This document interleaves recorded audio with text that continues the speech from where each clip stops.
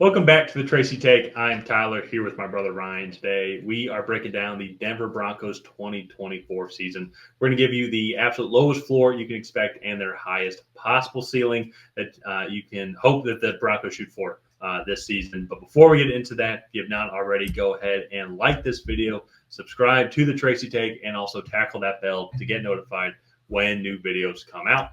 Starting here next week, actually. We're going to have weekly prediction videos of all of the Broncos games that you're not going to miss. And we're going to let you know how we think the Broncos are going to do week in and week out. So tackle that bell to get notified when new videos come out. So, Ryan, officially just came out. I believe it was yesterday. We're recording this Monday night. Is it yesterday or it was 2 days ago? I forget. But Bo Nix, officially the starting quarterback for the Denver Broncos here. Beat out Zach Wilson and Jarrett Stidham. Some stiff competition. And so kind of when I look at the schedule here and I just look overall at this Broncos team, I think it's going to be a long season. I am thinking that I love the idea of Shedeur Sanders staying in Colorado and actually being the starting quarterback under Sean Payton. I think that would be pretty sick. And so when I look at the schedule here, when I look at just the start of their schedule, week 1 at Seattle, week 2 hosting Pittsburgh, week 3 at Tampa Bay, week 4 at the Jets, week 5 hosting the Raiders, and week 6 at Los Angeles Chargers. I will say not the toughest stretch of teams that could be.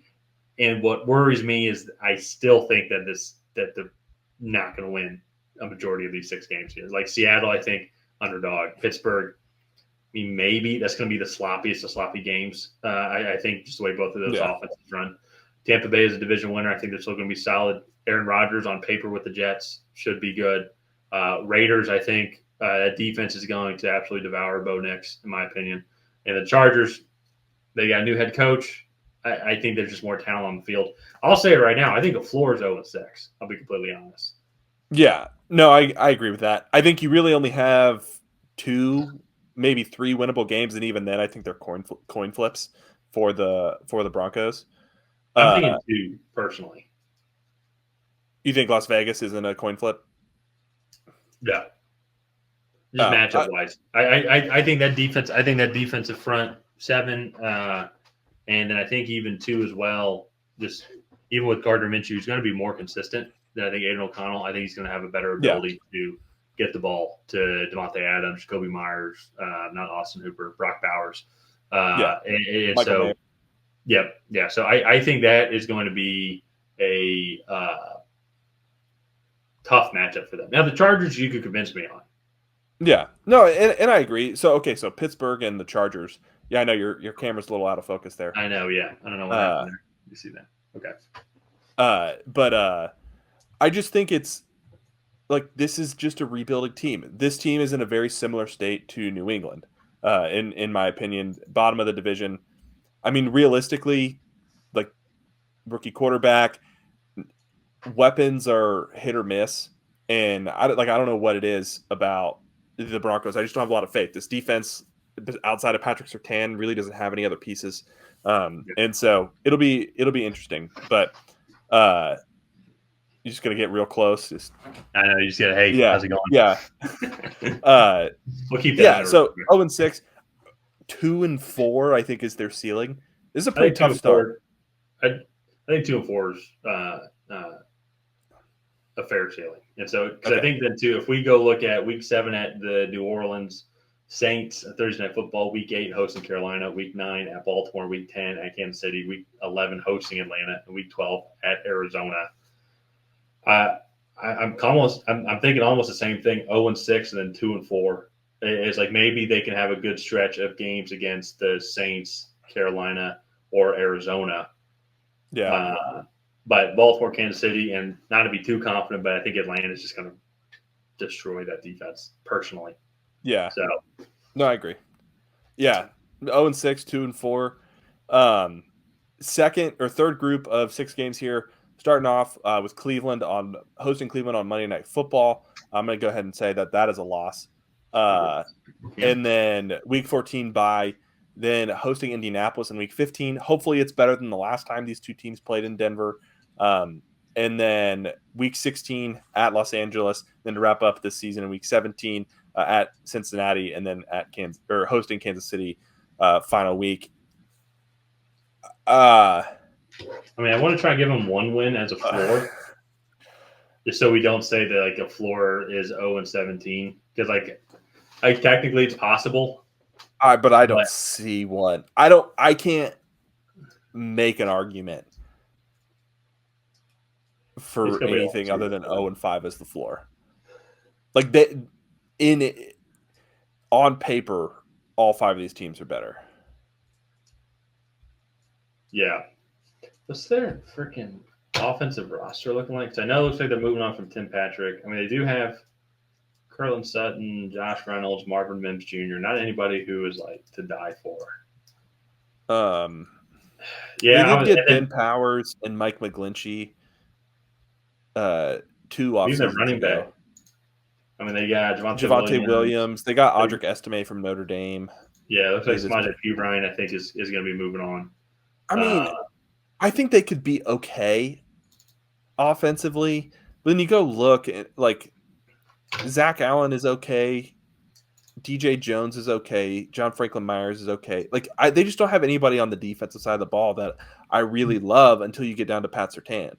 the issue for me is when I look at like they're already having a tough stretch, the fact in the division that they're in. I mean, 2 losses to Kansas City, Yeah. uh, and I think they play them tough, but still, like I think it's going to be not this year. Raiders, I think, are just a matchup nightmare for them, and then the Chargers, I still think are going to be better than them if healthy. So I will say, so I think I agree with you on the floor at 0-5. Do you think like 1-4 is going to be a something which game they could win? I mean, maybe Indianapolis or the Chargers. Yeah. Kansas City maybe week 18 if they have the division locked up potentially. You want to do 2-3 or 1-4? Let's do 2-3 Just to be fair. as the ceiling there. And I feel bad. I I will say we did this. I'm a Patriots fan. I believe the Patriots floor was 0-17. The only difference is Patriots have a much harder schedule. I just think No, the Patriots Broncos are weren't that bad. 0-17. I don't. They weren't 0-17, but they were close. They're maybe 2-15. But I Yeah. just think it's a tough schedule already because even two as well. It's funny. Normally, when we do these other team schedules and we're confident that they get a win because like there's a couple easy games in there. Normally, Denver's one of the easy games Yeah. for those opposing schedules.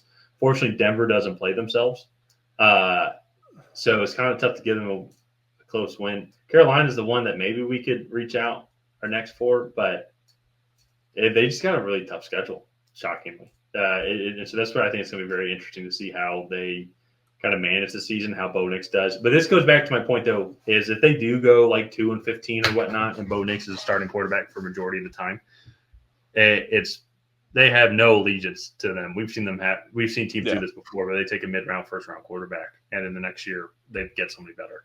Well, I will say it doesn't happen often. I think you like the one that comes to mind is Josh Rosen for Kyler doesn't Murray. happen often, Yeah. but it is also a possible because also then too as well if they can develop Bo Nix and they can get future draft capital for him later for trading him, unlike what the Cardinals didn't get that with Josh Rosen, I don't believe. Well, they So, got like a second, I think it's pick 64 actually. that's not bad. Yeah, actually, I don't know why I know this. That pick was Andy Isabella from UMass. I don't know why I know that, but that is totally useless information that lives in my head. But so floor is 0-17, ceiling is 6-11. Is that right? 6-11, yeah, 6-11. which is unique because my record prediction was 6-11 for them. I think I was being more optimistic about it, and it's possible. It is possible. I mean, there's some games in Yeah. there. Yours was 4-13, which seems to be about the average. And kind of looking at that schedule, it's probably what it's going to be. I think one of the things that'll be interesting is we'll really get to see how good of a coach Sean Payton is now, especially over these next couple of years. Because with going with the Bo Nix pick and everything that happened last year, like now he even has the argument like I need a couple of years to build my team.